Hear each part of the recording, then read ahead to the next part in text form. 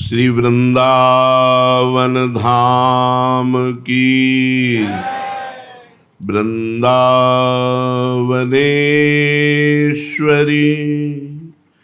तवैव पदारविंदम प्रेमामृतैकमकरंद रसौघपूर्णम् हृद्यर्पितं मधुपते स्मरतापमुग्रं निर्वापयत् परमशीतलमाश्रयामि परमशीतलमाश्रयामि।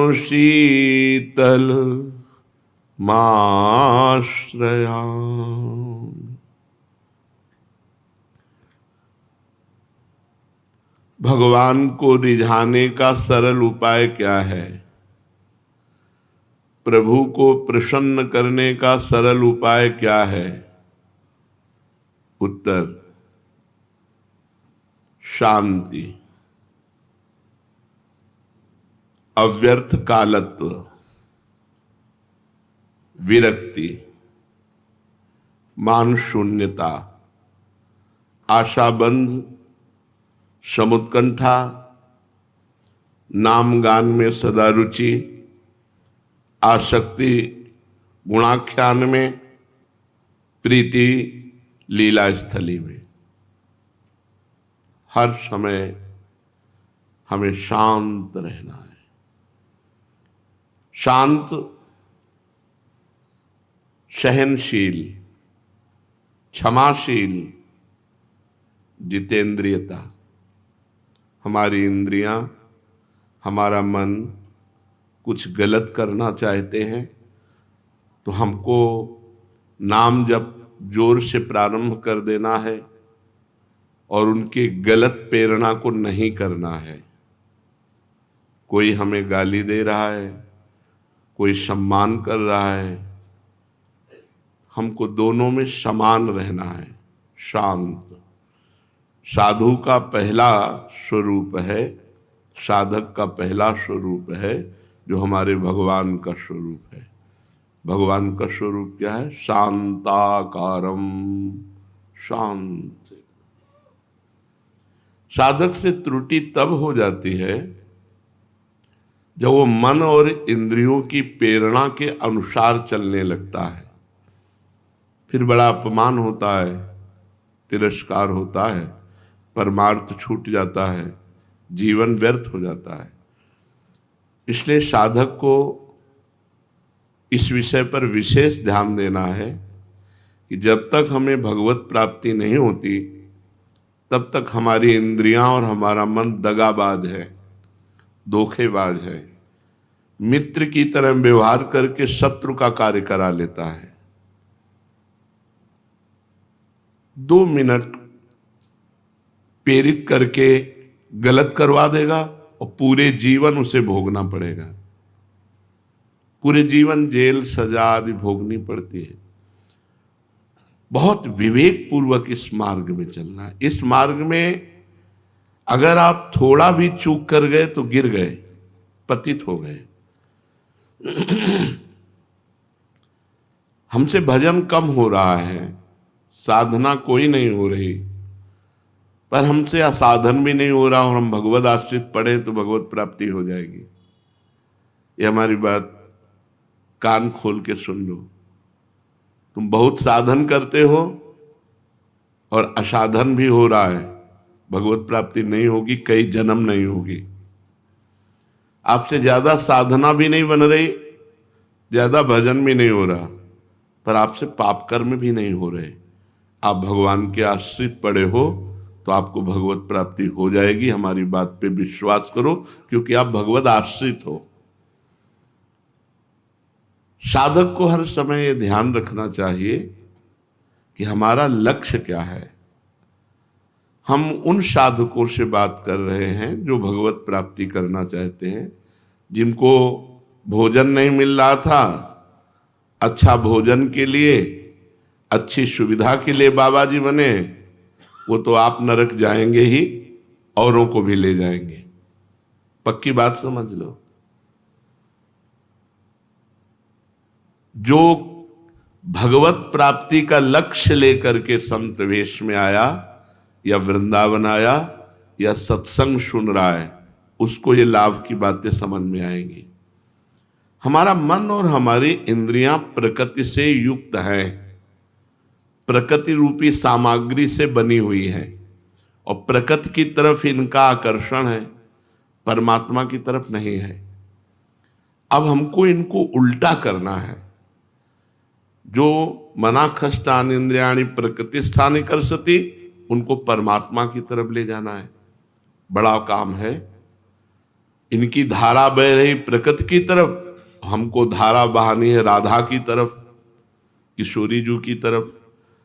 अब हमको हर समय सावधान रहना है कि ये मन, ये बुद्धि, ये इंद्रियां कहीं ऐसी हमको सलाह तो नहीं दे रही जो हमें प्रकृति में फंसाने वाली हो, माया में फंसाने वाली हो, भोगों में फंसाने वाली हो। यदि उनकी ऐसी सलाह है तो एक उपाय है, खूब जोर जोर से नाम कीर्तन करो, उनकी सलाह सुनो मत। राधा वल्लभ श्री हरिवंश, राधा वल्लभ श्री हरिवंश, सुनो ही मती। अगर सुन लिया आपने तो उनका स्वभाव है और प्रभाव है। वो प्रमथन स्वभाव की इंद्रियां और मन आपके मन को मथित करके आपसे गलत करवा ही लेंगी, और गलत हो गया, क्रिया गलत हो गई तो परिणाम फिर उसका आता है। अवश्य में वो भोक्तव्यम कृतम कर्म शुभाशुभम। जो तुमने किया उसका फल तुम्हें भोगना पड़ेगा। फिर हो सकता है आप परमार्थ से बहुत दूर हो जाए। इसलिए पहला भगवान को प्रसन्न करने का उपाय, पहला शांत रहो।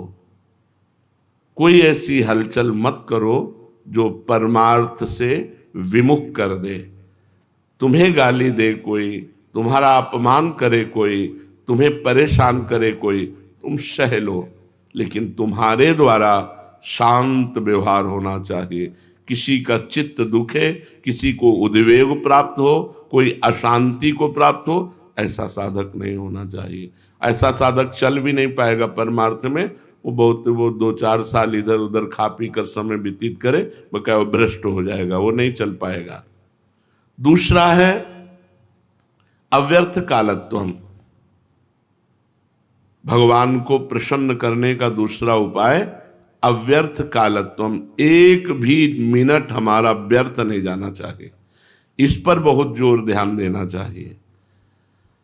साधक व्यर्थ में बातें करते हैं, व्यर्थ में इधर उधर देखते हैं, व्यर्थ में अपने समय को नष्ट करते हैं, और हमारा शास्त्र आदेश कर रहा अव्यर्थ कालत्वम।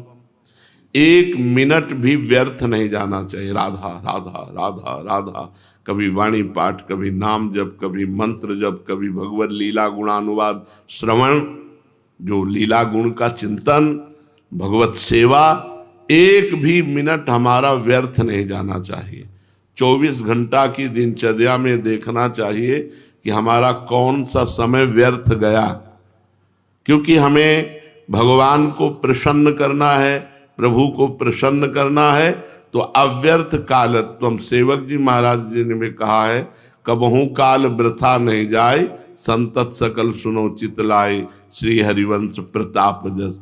कभी भी काल माने समय, एक मिनट भी हमारे जीवन का व्यर्थ नहीं जाना चाहिए।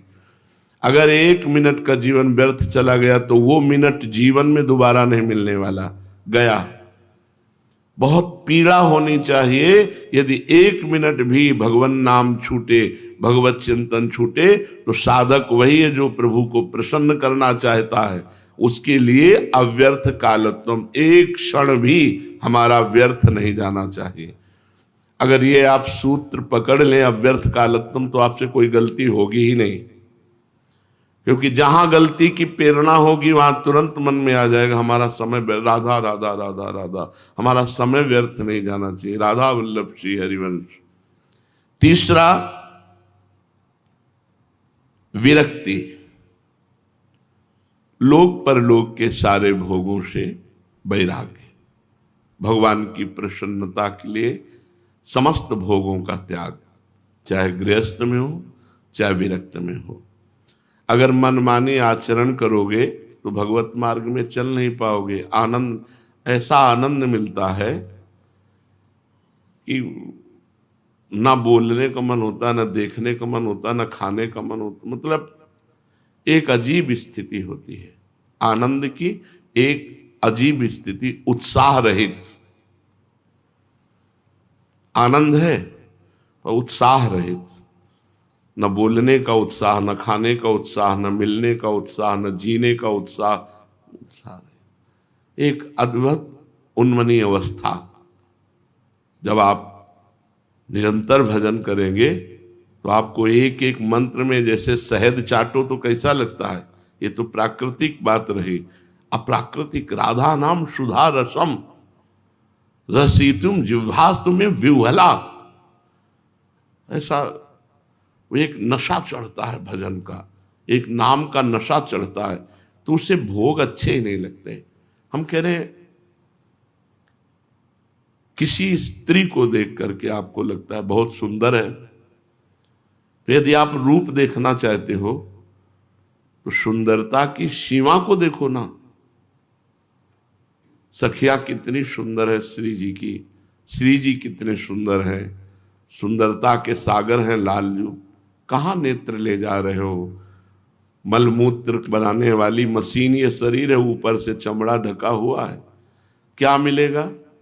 मिलेगा क्या? सार क्या है? क्या सार है स्त्री शरीर में और पुरुष शरीर में? क्या सार है? विचार करके देखो तो तुम्हारा आकर्षण खत्म हो जाएगा। जो तुम सुंदरता देख रहे हो वो क्षण क्षण में नाश को प्राप्त हो रही, और अबहीं और अबहीं और अबहीं और ये कौन बात जो ये सुंदरता देखने की चेष्टा करो। भगवान के मार्ग में आए हो, परम सुंदर भगवान जिनको राक्षस देखकर भी मोहित हो गए, चाहे राम रूप हो या श्याम रूप, जो मारने आए थे वो भी देखकर मोहित हो गए। इतना सुंदर रूप, हम इनको सुंदर कहें? संसार के पंचभूतों से बने हुए ढांचे को सुंदर कहें? अरे चिदानंद की उपासना करने वाले साधक पंचभूतों से वैराग्य धारण करना है, अपने शरीर से दूसरे के शरीर, ये सुंदर है। नाक देखो तो गंदी बह रही, कान में डालो तो मल निकल रहा, खखार के थूको तो गंदगी, और नीचे तो गंदगी के भंडार है मलमूत्र के द्वार। क्या सुंदर? तुम्हारी बुद्धि असुंदर हो रही इसलिए तुमको संसार सुंदर लग रहा है, नहीं तो भगवान से बढ़कर कौन है? सुंदरता के समुद्र, लावण्य के समुद्र भगवान है। और प्रिया जी को क्या कहना? वैदग्ध सिंधुर अनुराग रसैक सिंधुर, वात्सल्य सिंधु रति सांद कृपैक सिंधु, लावण्य सिंधु रमत छवि रूप सिंधु, श्री राधिका स्फुरत में हृदय के सिंधु। थोड़ा तो धैर्य धारण करो। इन मलमूत्रों के दरबारों पर रति करने के लिए थोड़ी मनुष्य शरीर मिला है।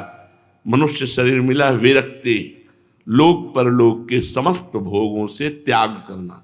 पहला है शांतम, शांत रहो। दूसरा है अव्यर्थ कालत्वम, एक मिनट भी समय खाली नहीं जाना चाहिए। तीसरा है विरक्ति, लोक परलोक के भोगों से वैराग। कहां नाम जप नहीं चल रहा है इसलिए प्यारे तुम्हें अच्छा लग रहा है, कुछ अच्छा नहीं लगता, जीना भी अच्छा नहीं लगता।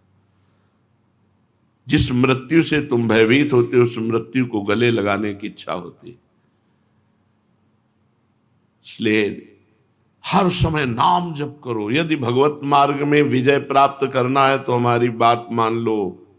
हर समय नाम जप करो। खाली मन शैतान का घर है। हानि हरिवंश के नाम अंतर परे, लाभ हरिवंश उच्चरत वाणी। हानि हो जाएगी, बहुत हानि हो जाएगी।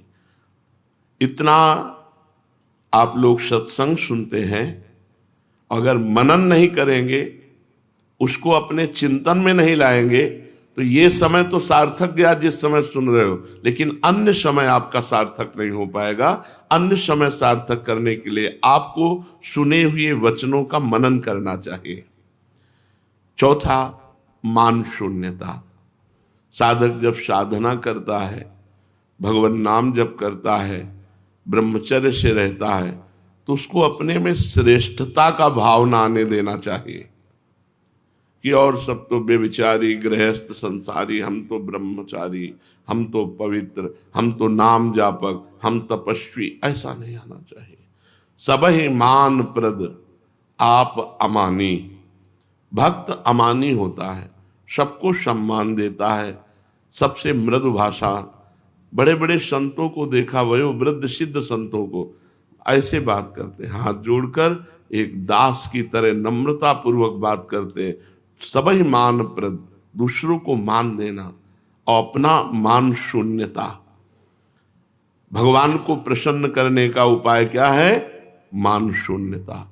आप में तनिक भी मान की गंध न रह जानी चाहिए। कोई प्रणाम करे, कोई नमस्कार करे तो ऐसे देखना चाहिए कि इसकी श्रद्धा है इस वेश पर, ये वेश गुरुदेव का दिया हुआ है और ये वेश भगवान का है, तो ये तो गुरु और भगवान की दंडवत हो रही, हमारी थोड़ी दंडवत हो रही। और सच्ची बात है, अभी आप पैंट शर्ट पहन लो, भला कोई आपको दंडवत करे तो बताना, ये वेश की दंडवत हो रही। वेश इष्ट और गुरु का है, तो हमें मान कभी स्वीकार नहीं करना चाहिए और दूसरे को मान देने में चूकना नहीं चाहिए। सबहि मान प्रद आप अमानी। अमानी ना मान देना, अमानी होकर दूसरों को मान देना, ये भगवान को प्रसन्न करना है। मान शून्यता। आशा बंधा, इसी जन्म में मुझे भगवान की प्राप्ति होगी, ये आशा कभी नहीं छोड़नी चाहिए। इसी जन्म में मुझे भगवत कृपा से भगवान की प्राप्ति होगी। आशास्य दास्यम वृषभानुजायास तीरे समध्यास्त च भानुजाया कदानु वृंदावन कुंज वीथी स्वहम नुराधे हृतिर्भवेयम। कभी तो श्री जी हम भिखारी की झोली में अपने नाम रूप लीला धाम का भिक्षा स्वरूप प्रेम जरूर दे देंगी, जरूर दे देंगी। हमें दृढ़ आशा रखनी है, इसी जन्म में हमें भगवत प्राप्ति हो जाएगी, इसी जन्म में हम पर भगवत कृपा होगी। समुत्कंठा, हर समय हृदय में भगवत प्राप्ति की लालसा बढ़ानी चाहिए। लालसा बढ़ रही है, भजन, भगवत प्राप्ति की लालसा जगना, उसका पोषण होना, बढ़ना, ये सब भजन से है। भजन नसेनी प्रेम की। जैसे हमें ऊंचाई पर चढ़ना है तो नसेनी की जरूरत होती है, तो प्रेम रूपी ऊंचाई पर पहुंचने के लिए नसेनी क्या है? भजन। भजन नसेनी प्रेम की। जितना आप भजन करेंगे उतने भगवत प्राप्ति की लालसा दृढ़ होती जाएगी, भोगों का त्याग होता जाएगा। भजन में कमी तो भोगों की लालसा, और हम कहाँ भगवान को प्राप्त कर सकते हैं? ऐसी बात। जहां भोग की प्रति लालसा हुई वहां भगवान की प्राप्ति की लालसा हो ही नहीं सकती। भोगेश्वर प्रसक्ता नाम तया प्रहत चेतसाम व्यवसायत्मिका बुद्धि समाधो न विधीयते। जिसकी बुद्धि भोग और ऐश्वर्य में लग गई है वो परमात्मा की प्राप्ति की इच्छा भी नहीं कर सकता। और जो निरंतर भजन करता है उसको अब मिले भगवान, अब मिल जाएंगे भगवान, अब ऐसी लालसा बढ़ने लगती। खूब अंदर से भजन, एक तार तैल धारावत भजन चल रहा है और बार बार लालसा हो रही, आशा बंधा, बार बार भगवान मिल जाएंगे इसी जन्म में। समुत्कंठा, एक उत्साह है, एक लालसा है, एक आनंद है, ये भजन के बल से। नाम गाने सदा रुचि, नाम में रुचि पैदा हो जाए, भगवान प्रसन्न हो गए। रुचि, जैसे हमको रबड़ी खाने में रुचि, गुलाब जामुन पाने में रुचि, नाना प्रकार के भोग पदार्थों में रुचि, ऐसे में सच्चिदानंद प्रभु के नाम में रुचि हो, गटकते रहे राधा राधा राधा। आप सच्ची मानिए, ये जो आप नाम जप कर रहे हैं और नाम जप करते हुए आपके मुख में जो ये पानी आता है, रस आता है, ये सबसे बड़ा चरणामृत है। और ये जब हृदय में जाता है तो सारी कलुषता को धो देता है। जो नाम जप कर रहे हैं आपके जो रस आया, और ये जब अंदर जाता है सारी कलुषता को नष्ट कर देता है। इसीलिए तुम संतों की जूठन पाते हैं कि उनके मुख का रस लगा हुआ कोई भी पदार्थ अगर मिल जाए तो जैसी उनकी नाम में रुचि है स्वाद पूर्वक, वैसी हमारे में रुचि आ जाए। तो जो हम निरंतर नाम जप करते हैं उत्साह पूर्वक, तो नाम का जो रस जाता है वो हृदय को निर्मल कर देता है। मौन होकर अधिक से अधिक नाम गाने सदा रुचि, नाम जप में खूब रुचि रखो। कभी नाम कीर्तन कर रहे हैं, कभी नाम जप कर रहे हैं, कभी नाम लिख रहे हैं, देख रहे हैं एकाग्रता पूर्वक, राधा राधा वल्लभ श्री हरिवंश, राधा वल्लभ श्री। अरे आनंद लूटो। मौज में कौन रहता है? जो भगवान में चित्त जोड़े रहता है। हर समय मृत्यु लोक में दुख, चिंता, उद्वेग, भय ये सब बने रहते हैं, और इन सब के बीच में आनंद में जीवन वही काटता है जो चित्त भगवान में जोड़े हुए है। तो नाम गाने सदा रुचि, आसक्ति तत् गुणाख्याने, भगवान की चर्चा करने में आसक्ति होनी चाहिए।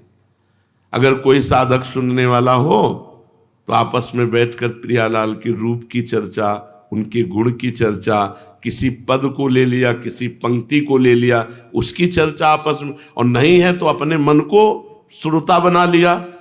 अपने मन से भी तो चला जाता है कि मन को बैठा लिया कि सुनो, देखो चतुरासी जी में ये पद लिखा, इस पद का ये भाव है, और अंदर ही अंदर चिंतन कर रहे हैं। उससे प्रभु की लीला में आसक्ति होती है।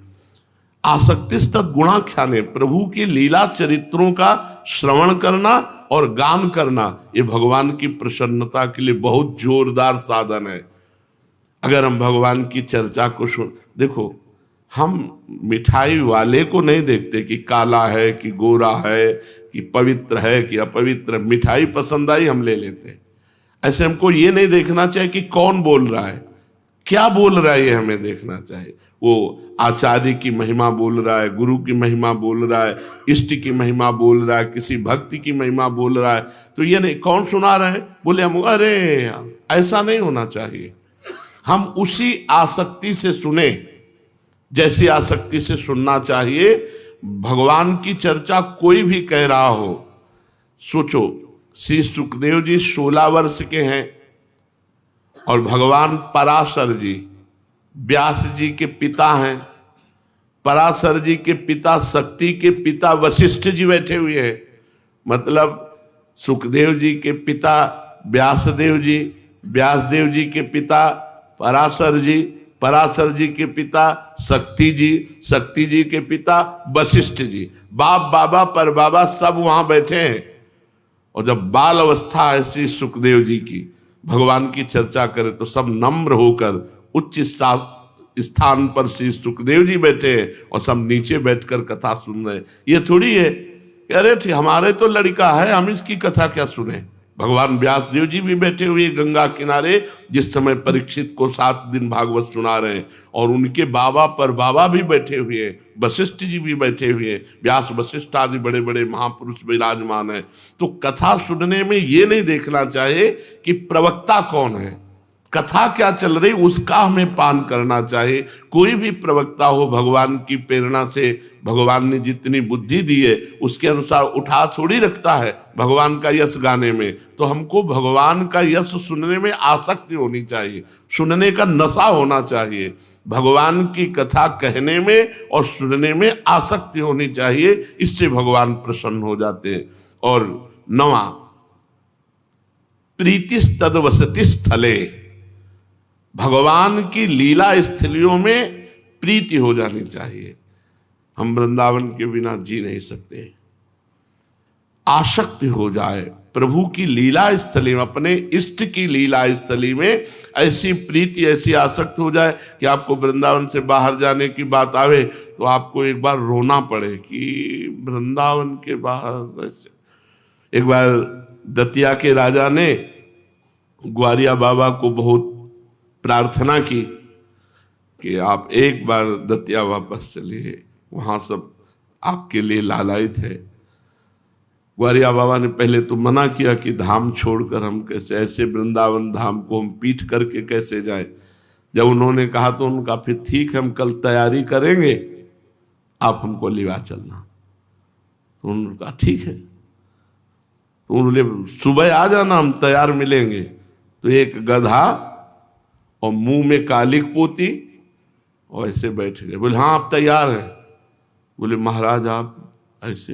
बोले वृंदावन से जाने के लिए तो यही शोभा देगा, मुख में कालिक पोत के गधे पे बैठ के अब ले चलो जहां तुम्हें ले चलना है। मुख बोले नहीं, अब आप जैसे हरिराम व्यास जी एक एक लता से लिपट कर रो रहे हैं कि हम कैसे जी पाएंगे आपके बिना। मधुकर शाह जी उनकी प्रीति देखकर वृंदावन की, वो दोबारा प्रश्न नहीं किए कि आप चलो, छोड़ करके चले गए। तो प्रीतिस्तद वसति स्थले, अपने इष्ट देव की लीला स्थली में ऐसी प्रीति हो कि भाई हम प्राण त्यज सकते हैं लेकिन वृंदावन नहीं छोड़ सकते, हम धाम नहीं छोड़ पाएंगे, हम श्री जी के महल से अब दूर नहीं रह पाएंगे। तो ये 9 बातें बताई। अगर भगवान को प्रसन्न करना है तो पहली है शांति, साधक हो शांति धारण करो, सहनशील स्वभाव रखो। दूसरा है अव्यर्थ काल, कभी आपका 1 मिनट भी व्यर्थ समय न जाए। तीसरा है विरक्ति, लोक परलोक के भोगों से वैराग्य हो। चौथा है मान शून्यता, दूसरों को मान दो, स्वयं मान की लालसा मत रखो। पांचवा है आशाबंद, इसी जन्म में हमें प्रभु मिलेंगे, ये दृढ़ आशा हमारे अंदर। छठवां है समुत्कंठा, हर समय लालसा भजन की बढ़ती चली जाए, उत्साह बढ़ता चला जाए भजन के लिए, भजन कभी रुके ना, भजन कभी क्षीण ना हो, ऐसा उत्साह। समुत्कंठा, हर समय उत्कंठा भजन करने की बनी रहे। सातवां नाम गाने सदा रुचि, नाम जपने में सदा हमारी रुचि बनी रहे। आठवां है भगवान के लीला गुण गायन और श्रवण में हमारी आसक्ति हो, जैसे किसी अफीमची को अफीम न मिले तो व्याकुल घूमेगा, ऐसे हमें नशा होना चाहिए। आज हमें सत्संग नहीं मिला, आज हमें भगवत चर्चा सुनने को नहीं मिली, हमारे कान भूखे रहें, व्याकुल हो जाएं भगवान की चर्चा के बिन। और 9वां भगवत धामों में प्रीति, किसी भी तरह से हम अपने इष्ट की लीला स्थली का त्याग न करें तो इष्ट के पास ही पहुंच जाएंगे। यहाँ की महिमा है, अगर आप धाम को नहीं छोड़ोगे तो धाम आपको श्री जी तक पहुंचा देगा, पक्की बात मान लो। जे रेणु पर मरिबो मंगल आए, यहाँ वृंदावन की ब्रज की एक रजकण अगर मरने वाले के शरीर में, जो कहीं बाहर मर रहा है, उसके शरीर में एक रजकण अगर लग जाए तो उसका कल्याण हो जाएगा। फिर यहाँ धाम में मरोगे तो कल्याण नहीं, श्री जी की प्राप्ति हो जाएगी। अगर रज का सेवन कर रहे, नाम जप कर रहे, श्री जी के लीला गुण गा रहे, तो निश्चित धाम की प्राप्ति हो जाएगी। ये रास लीला क्या है? लोग रास लीला को बड़े भद्दे शब्दों में प्रयोग करते हैं। इस रास लीला क्या है? भगवान की चिदानंदमयी लीला, जो रास क्रीड़ा है, ये भगवान की दिव्य चिदानंदमय लीला है। इसमें एक परमात्मा अनेक रूप होकर अपने आप से अपने आप में खेलता है, स्वप्रतिबिंब विभ्रवा। एक परमात्मा ही अनेक रूपों में होकर अपने आप से अपने आप में खेलता है, उसे कहते हैं रास। स्वयं रस की वर्षा करके उसका रसा स्वादन करते हैं, उसे कहते हैं रास, अपने आप से अपने आप में। तभी भगवान शुकदेव जी ने कहा, गोपी नाम च तत्पति नाम सर्वेशा बेवच योन्ताश्चरति स्वध्यक्षा क्रीडने नेह देह भाग। जो गोपियों के अंतः में, उनके पतियों के अंतः में, चराचर जगत के अंतः में विराजमान परमात्मा है, वही क्रीडने नेह देह भाग, वही बहुत से देह धारण करके अपने आप में क्रीड़ा कर रहा है, उसे कहते हैं रास। जो सबकी अंतरात्मा में विराजमान परमात्मा श्री कृष्ण है, वो अपने ही रस का रसास्वादन कराने और करने के लिए बहुत रूपों में होकर जो खेलते हैं। क्या गोपी स्त्री है? गोपी श्री कृष्ण मई है। जैसे श्री कृष्ण तनु, वैसे गोपी तनु गोपी मन, दोनों श्री कृष्ण में। रास में जो महामहिमा है वो एक है, दो नहीं है। लाल प्रिया एक, प्रिया लाल एक। और श्री कृष्ण तनु श्री कृष्ण मनु मई समस्त गोपियां। और यहां प्रियालाल में तनु और प्रियालाल में मनु, समस्त सहचरियां। हित का तनु प्रिया प्रीतम का, तो हित का तनु सहचरी का, हित का मन समस्त सहचरियों का प्रियालाल के हित में लगा रहता है। एक ही तत्व है, दूसरा तत्व नहीं। निकुंज में प्रेम तत्व, हित तत्व। स्वयं आस्वादक, स्वयं आस्वाद्य। कैसे कोई समझेगा रास को? स्वयं आस्वादक और स्वयं आस्वाद्य। स्वाद देने वाला वही और स्वाद लेने वाला वही। स्वाद भी वही, स्वाद देने वाला भी वही और स्वाद लेने वाला भी वही। उसे रास कहते हैं। दिव्य धाम में ये दिव्य लीला कभी कभी प्रकट हुआ करती है, जैसे द्वापर में प्रकट हुई। बकाया निकुंज में ये निरंतर चलती रहती है। नव निकुंज अभिराम श्याम संग, नीको बन्यो समाज। जैसे हित हरिवंश विलास रास जुत, जोरी अविचल राजू। हर समय रास विलास युक्त जोरी विलसती रहती है नवनिवृत्त निकुंज में। लेकिन प्रगट में कभी कभी अवतार प्रकरण में जब धाम अवतरित होता है भगवान, तब लीला प्रकाशित करते हैं रास आदि की। लेकिन नवनिवृत्त निकुंज में निरंतर रास विलास चलता रहता है। भगवान की लीलाएं उनके अवतार काल में हुई, तो आज कैसे दर्शन कर सकते हैं? तो बोले भगवान की लीलाएं नित्य होती है, हमारी तुम्हारे सब कुछ अनित्य है। हमारे कर्म अनित्य हैं, नाशवान है, हमारे तन अनित्य हैं, और भगवान का तन नित्य है और भगवान की लीला नित्य है। जो अनित्य शरीर से होता है वो कर्म होता है, और जो नित्य चिदानंदमय शरीर से होता है उसे लीला कहते हैं। इसीलिए बड़े महापुरुषों के कर्म नहीं कहे जाते, फिर लीला कही जाती है। जो सिद्ध महापुरुष हो जाते हैं, चिदानंद तन में समाहित हो जाते हैं, उनकी लीला कही जाती है। अनित्य नाशवान शरीर से जो होता है वो दो प्रकार के कर्म होते हैं, शुभ और अशुभ।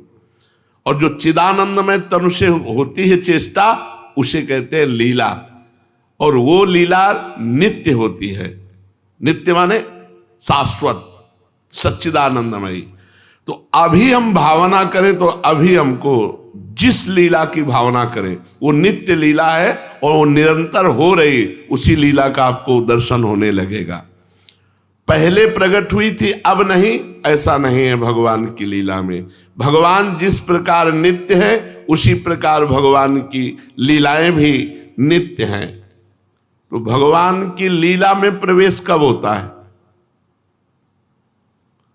जब भजन से ज्ञान प्राप्त होता है, ज्ञान से संसार से वैराग्य प्राप्त होता है, वैराग्य के बाद जब पराभक्ति की प्राप्ति होती है, और पराभक्ति से भगवान के यथार्थ स्वरूप का ज्ञान जब हो जाता है, तब उसके अंदर भगवत लीला में प्रवेश करने की सामर्थ्य आ सकती है। पहले ज्ञान, तभी हमें वास्तविक वैराग्य की प्राप्ति होगी, और जब वास्तविक वैराग्य होता है तब पराभक्ति होती है, और पराभक्ति से युक्त वो सर्वत्र भगवान का अनुभव करता है।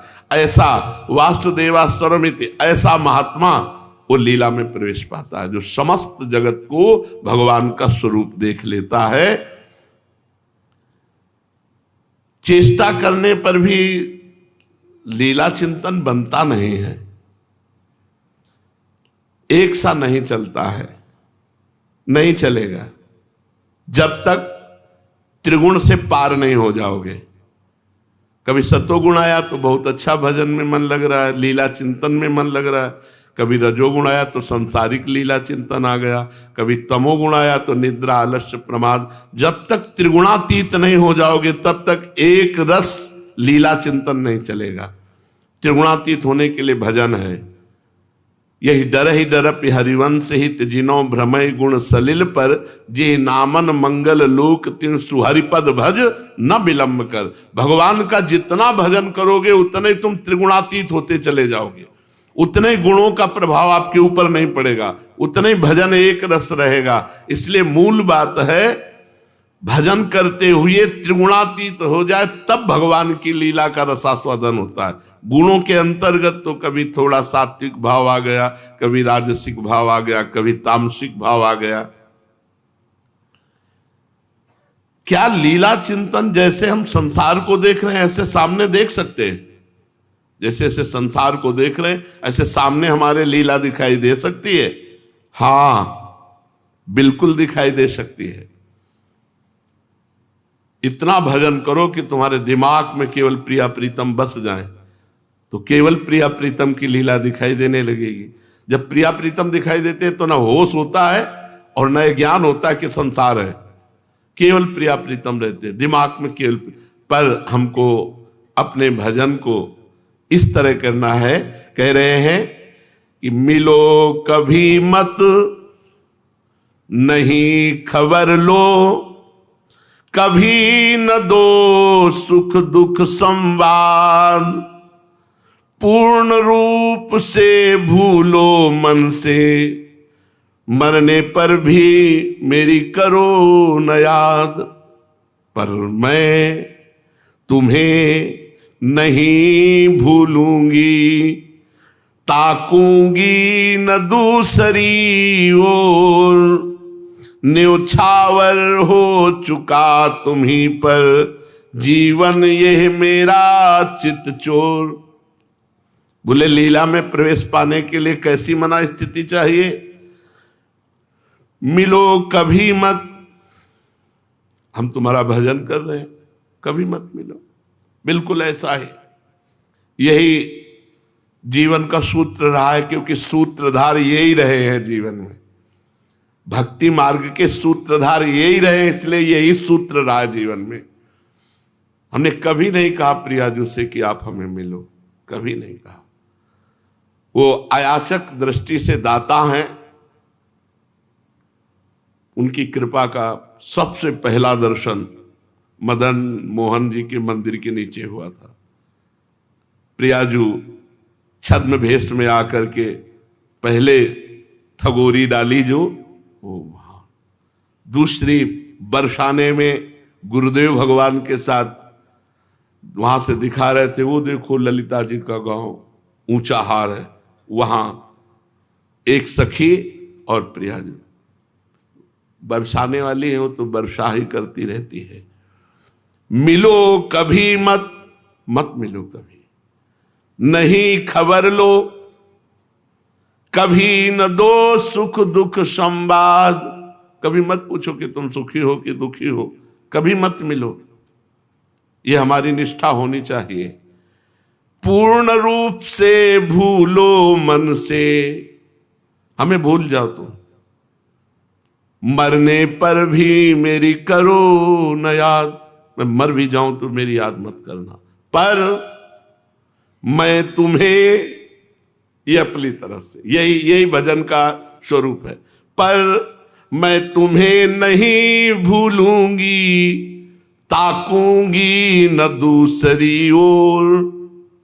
कभी मैं आपको नहीं भूल सकती, चाहे कभी मेरी तरफ देखो या न देखो, मिलो ना मिलो, कभी मेरी बात भी न छोड़ो, मर जाऊं तो भी मेरी याद न करो, तो भी मैं तुम्हें ना भूलूंगी और ना कभी दूसरी की ओर देखूंगी। ये निष्ठा चाहिए श्री जी की सेवा में पहुंचने के लिए।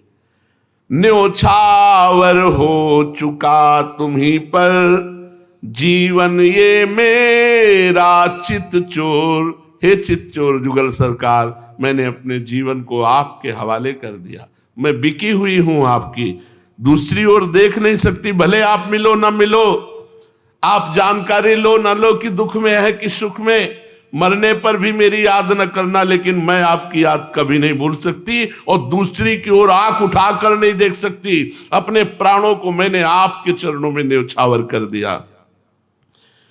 मरण समय मानस थल में रख, मस्तक बंद तुम्हारी गोद, निरख तुम्हें अपलक नेत्रों से, मैं मर जाऊंगी अतिमोद। आप ना, पर मैं तुम्हारा ही ध्यान करते हुए, तुम्हारे चरणों में ही मस्तक रखते हुए प्राण त्यागूंगी। ये मेरी भावना है। एकाकी प्रेम, इसे एकाकी प्रेम कहते हैं। मरने पर भी सदा रहेगा मेरा तुमसे प्रिय संबंध, टूट नहीं सकता वो जहां न होती काम कलुष की गंध। मेरी कोई कामना नहीं, केवल भजन, आपका भजन, आपके लिए भजन। आप भले हमारी तरफ कभी न देखो, कभी न पूछो, कभी न ध्यान करो, पर प्रभु मैं आपको नहीं छोड़। जो ऐसा भजन करता है वो नित्य लीला में प्रवेश पा जाता है। लीला चिंतन करने वाला बाहर से पहचाना जा सकता है कि लीला चिंतन कर रहा है? नहीं, बाहर से कोई भी लक्षण ऐसा नहीं है जिससे हम पहचान सके कि अंतर में लीला में डूबा हुआ है। असल चीज ये सूक्ष्म मन की होती है। अंतस्तल में सूक्ष्म मन से लीला चिंतन होता है। दिखाई तो सब बाहर से देता है। हो सकता है जिसको तुम एकदम रूखा आदमी समझ रहे हो, बिना भाव का समझ रहे वो हो सकता है बहुत रस में डूबा हो, अंदर प्रेम सागर लहरा रहा हो। और हो सकता है जो बाहर से प्रेम छलका रहा है, संभव है वो अंदर से सूखा हो, पहचाना नहीं जा सकता।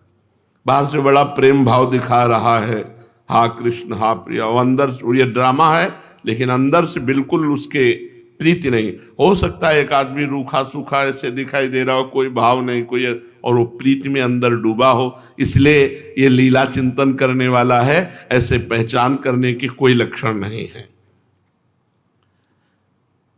भगवान की लीलाओं में परम उदार लीला कौन सी है?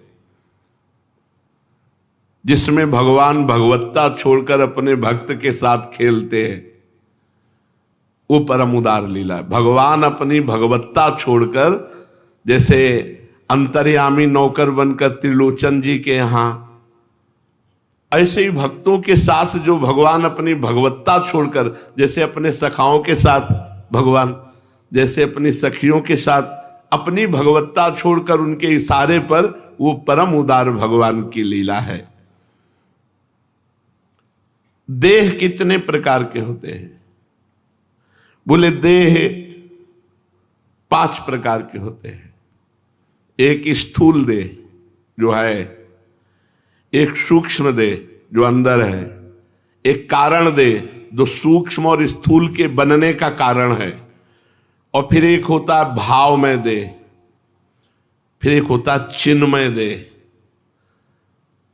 जो स्थूल शरीर कारण तीनों का त्यागी है, वो भावमय देह को प्राप्त होता है, और जो भावमय देह होता है वह चिन्मय देह होता है। सच्चिदानंदमय प्रभु की लीला में प्रवेश पाने के लिए चिदानंदमय देह की आवश्यकता है, और वो इष्ट और गुरु कृपा से मिलता है। इसलिए शांत रहो, निर्विकार रहो, निरंतर भजन परायण रहो, इधर उधर मन की हरकतों को अपनी नजर में रखो, कोई गलती ना होने पावे। यही हमारे जीवन की साधना है कि भगवत विमुख आचरण ना होने पावे। शेष चर्चा आगे। श्री राधा वल्लभ लाल की।